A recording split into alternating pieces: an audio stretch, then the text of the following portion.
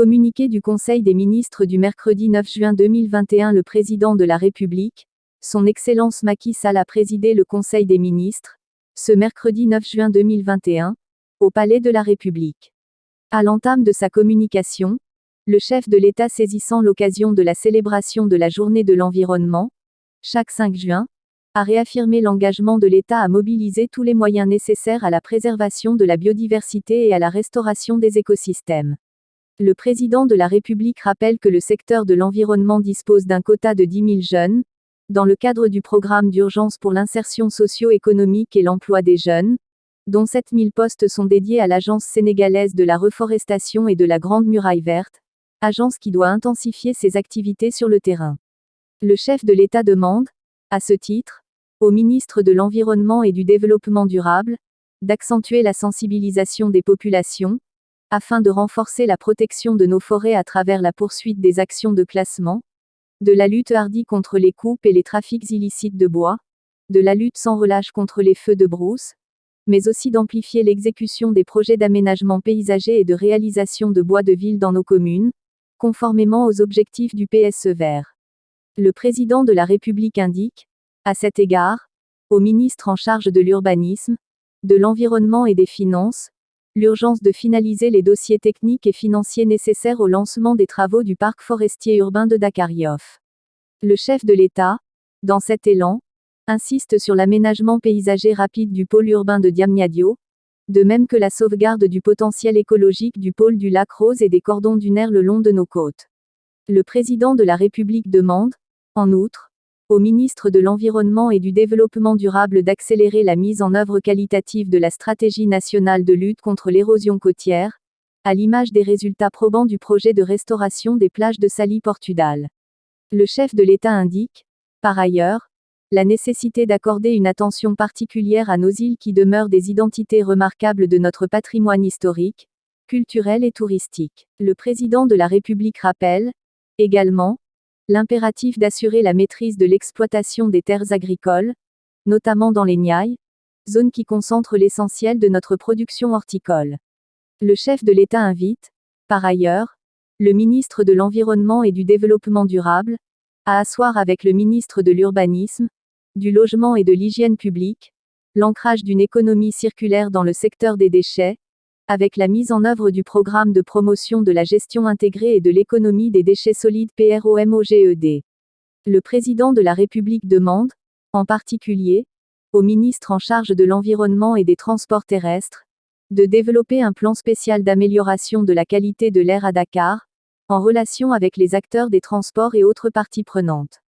Le chef de l'État invite, le ministre de l'Eau et de l'Assainissement, en relation avec le ministre de l'Environnement, de lui proposer un système de préservation de la qualité de l'eau dans nos cours d'eau et lacs. Le président de la République signale, enfin, au ministre de l'Environnement et du Développement durable, la nécessité d'une actualisation régulière du Code de l'environnement et de sa vulgarisation en vue de son appropriation par les populations. Sur le climat social, la gestion et le suivi des affaires intérieures, le chef de l'État a insisté sur les points suivants: la nécessaire régulation des marchés des denrées et produits essentiels aux ménages par une mobilisation des services compétents du ministère en charge du commerce, afin d'éviter toute spéculation et veiller scrupuleusement à une stabilisation durable des prix des denrées de première nécessité y compris l'aliment de bétail, la relance du cinéma sénégalais par une accélération du programme y relatif, eu égard au rôle que joue le 7e art sénégalais dans la valorisation de notre patrimoine culturel et au rayonnement international du Sénégal, la poursuite de la sensibilisation et de la prévention contre la Covid-19 par une accentuation du plaidoyer pour le port obligatoire du masque dans les lieux et transports publics et le déploiement intensif de la stratégie vaccinale au niveau national. Le chef de l'État s'est, par ailleurs, félicité de l'approbation par le conseil d'administration du FMI, de la 3e revue du programme économique et financier appuyé par l'instrument de coordination de la politique économique, ICPE. Ce plébiscite du dossier du Sénégal traduit la bonne tenue des finances publiques et la qualité des réformes d'amélioration de l'environnement des affaires visant le développement du secteur privé. Le Conseil a examiné et adopté le document de programmation budgétaire et économique pluriannuel DPPBEP 2022 à 2024 en prélude au prochain débat d'orientation budgétaire. Le président de la République a clos sa communication sur son agenda en demandant particulièrement au gouvernement une bonne préparation de sa tournée économique dans les régions de Saint-Louis et Matam du 12 au 19 juin 2021.